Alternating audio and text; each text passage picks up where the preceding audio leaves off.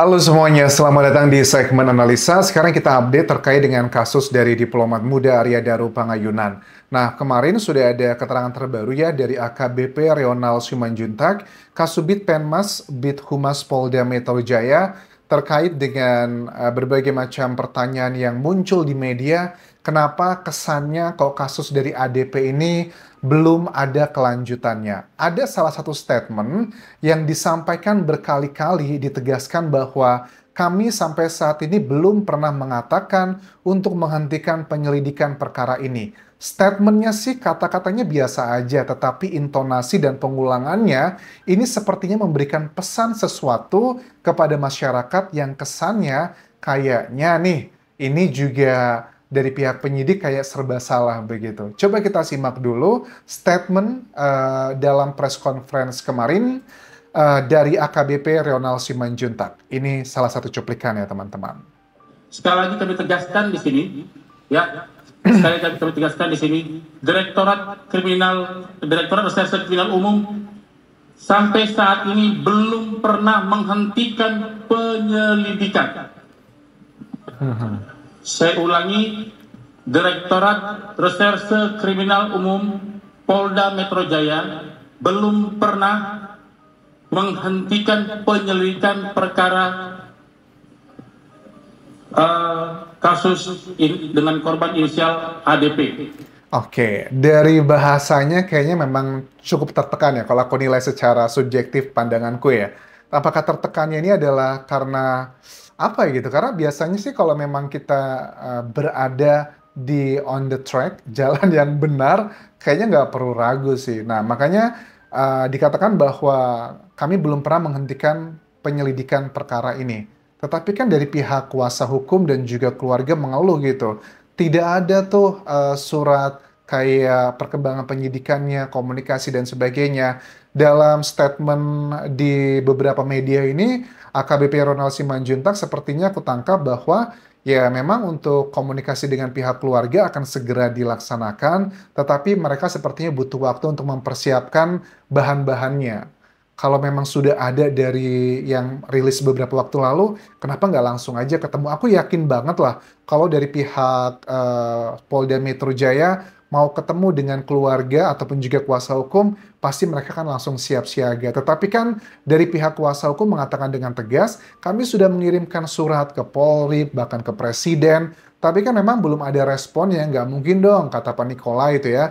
Tiba-tiba saya ujuk-ujuk datang ke sana pas mereka lagi rapat atau gimana, kan kami juga nanti akan diusir dan sebagainya. Tapi kan sampai sekarang pihak kuasa hukum dan juga keluarga kok sepertinya bertolak belakang dengan statement dari Kasubit Penmas Bid Humas Polda Metro Jaya yang katanya mau komunikasi dengan pihak keluarga.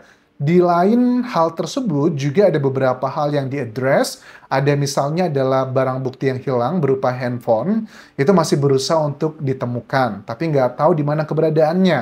Kita kan sudah paham ya waktu dari Kabit Kasubit juga bilang di Kompas TV ditunjukkan di sana, ternyata kan handphonenya Arya Daru terakhir terlihat di CCTV itu ya di kantor Kemlunya. Berarti di area-area situ juga kan kurang lebih, atau bahkan dibawa juga sampai ke kos-kosannya gitu. Kenapa kok bisa hilang? Apakah sengaja dihilangkan oleh orang-orang tertentu agar tidak terbongkar semuanya? Itu yang menjadi teka-teki. Kemudian terkait dengan tanah makam yang menurut pihak keluarga katanya kayak diacak-acak, ada bunga tertentu lah yang mengindikasikan hal yang tidak wajar. Nah, dari pihak penyidik katanya sudah melakukan konfirmasi dan pengecekan ke lokasi makamnya di Bantul, Yogyakarta kalau nggak salah di arah Bantul. Itu dicek katanya itu adalah tanah makamnya ambles gitu sama petugas makam setempat berusaha diperbaiki lagi, dan setelah diperbaiki keesokan harinya keluarganya datang dan keluarganya menilai itu adalah kesannya kayak diacak-acak. Kenapa? Maksudnya gini ya, percaya nggak percaya sih, karena kalau memang betul itu adalah karena ambles, kenapa nggak dari pihak, apalagi warga Jogja itu kan termasuk yang cukup, komunikasinya cukup baik lah dengan orang gitu kan ya, ramah tamah, aku boleh bilang seperti itu, biasanya mereka akan memberikan penjelasan gitu. Kalau dicari-cari alasannya. I don't know. Tapi it's okay lah, itu adalah penjelasan dari penyidik walaupun bagi aku nggak masuk akal sebenarnya. Terus juga ada sosok inisial V dan juga D, ya kita tahu itu ya, Farah dan Dion, dan juga seorang supir taksi yang katanya sudah dimintai keterangan dan kesannya bahwa itu semua sudah lengkap keterangannya dan saling menunjang. Tetapi terkait dengan saksi tersebut, ini juga menjadi salah satu poin yang cukup mendapatkan kritisi dari pihak keluarga Arya Daru.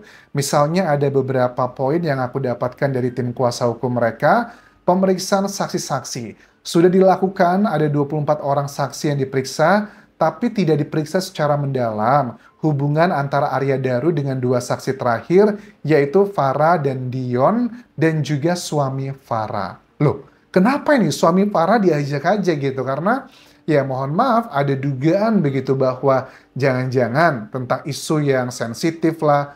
Sekali lagi mohon maaf kalau memang betulan ada yang katanya hubungan terlarang tersebut, apakah ini berhubungan sakit hati juga mungkin dengan Farahnya? Ya karena Farah kan dugaannya juga sudah tidak lagi single gitu. Tapi tentunya ini kan bisa menjadi petunjuk sebenarnya. Kalau memang terbukti tidak ada hubungannya, ya udah nggak usah dilanjutkan. Tetapi kan dari pihak kuasa hukumnya Arya Daru juga ada mencium berbagai kemungkinan, salah satunya juga menjurus ke Farah terkait dengan hal tersebut, terkait juga dengan bukti-bukti kayak statement yang di penyidik katanya ada isu privasi, kemudian juga dengan chattingan-chattingan yang diindikasikan terlalu dekat dan sebagainya. Poin berikutnya adalah pemeriksaan terhadap saksi Siswanto dan Rudi Sutrisno, pemilik kos dan juga penjaga kos ya, kurang optimal. Misalnya, pemeriksaan terhadap rekening yang bersangkutan, perubahan CCTV, kesaksian yang tidak konsisten. Waduh, apa hubungannya dengan rekening yang bersangkutan ini? Apakah mungkin ada transaksi-transaksi yang mencurigakan? Ya, silakan saja didalami atau perubahan CCTV, terutama terkait dengan isu siapa yang sebenarnya suruh menggeser lah antara CCTV yang di dekat kamar Arya Daru, apakah istrinya ataukah inisiatif dari pemilik kos-kosan ataupun juga dari Siswanto penjaganya. Kesaksian yang tidak konsisten. Ini yang mana nih kesaksian tidak konsisten? Kayaknya sih salah satu yang sudah muncul ke media terkait dengan salah satu keterangannya Kapolsek Menteng yang pernah mengatakan kalau nggak salah adalah katanya jam berapa itu yang jam 10-an ya, Siswanto itu atau penjaga kosnya sempat melihat Arya Daru ngambil makan atau buang tempat makan dan sebagainya gitu loh. Ternyata kan tuh nggak cocok dengan keberadaannya Arya Daru yang ada di kantornya, di rooftopnya, yang kurang lebih 1,5 jam lebih dia berada di sana. Apakah salah ngomong atau seperti apa? Ini pun tidak ada klarifikasi loh. Please buat teman-teman media yang ada di Jakarta, kalau ada press conference pertanyaan lagi, coba dong ditanyain sama penyidik, Pak, itu kan ada keterangan tuh dari Kapolsek atau Kapolres, Kapolsek ya, kalau nggak salah Menteng tuh, yang ngomongin hal tadi. Yang benar yang mana? Apakah salah ngomong atau seperti apa? Itu aku lihat-lihat di media kok nggak ada ya keterangan tersebut ya.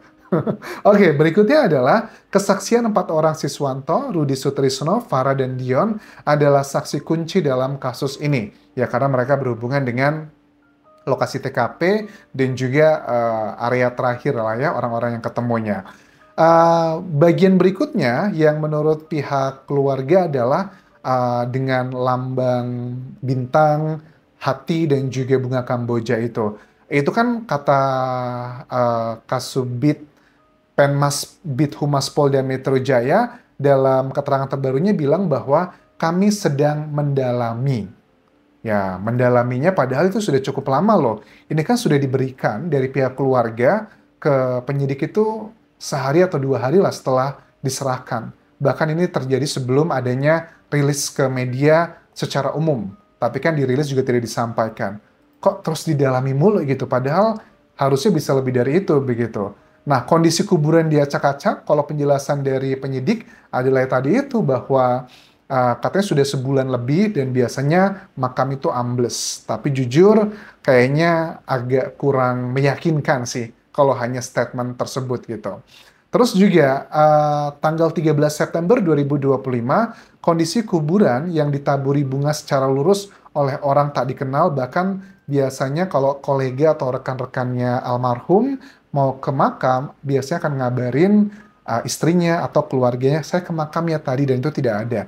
Nah, siapakah yang ke sana? Kalau aku lihat dari foto kembang yang ditaburi ini adalah subjektif ya teman-teman ya. Mungkin hanya menaburi biar kelihatan cantik bisa, atau mau ngasih pesan, nggak tahu apalah pesannya. Cuma kalau bunga mawar, ya setahu aku mawar itu adalah bunga cinta ya, kasih sayang ya. Dan aku tidak melihat serem sih dari apa bunga yang ditabur itu nggak ada kesan kayak kebencian. Kalau menurutku lebih ke masalah kayak ada kasih sayang aja dari orang yang menaburi ke makam tersebut. Itu adalah sudut pandangku. Nah, kesimpulan dari pihak keluarga yang sampai saat ini masih yakin bahwa ini adalah ada unsur pidananya. Misalnya begini bahwa otopsinya, otopsi luar dan otopsi dalam itu masih sangat memungkinkan adanya potensi untuk unsur pidana kayak luka terbuka pada bibir, luka lecet pada wajah dan leher. Kalau untuk bibir, aku sih yakin ini adalah proses karena memang yang indikasi seperti itu. Tapi kalau kayak lecet pada wajah, leher, memar di tangan lengan atas kanan dan sebagian besar di lengannya juga ada tanda-tanda perbendungan dan obat-obatan yang apa itu CTM dan juga paracetamol yang dugaannya dalam jumlah yang banyak, itu sih menurut aku bisa menjadi petunjuk bahwa ini ada unsur pidananya. Kemudian juga ada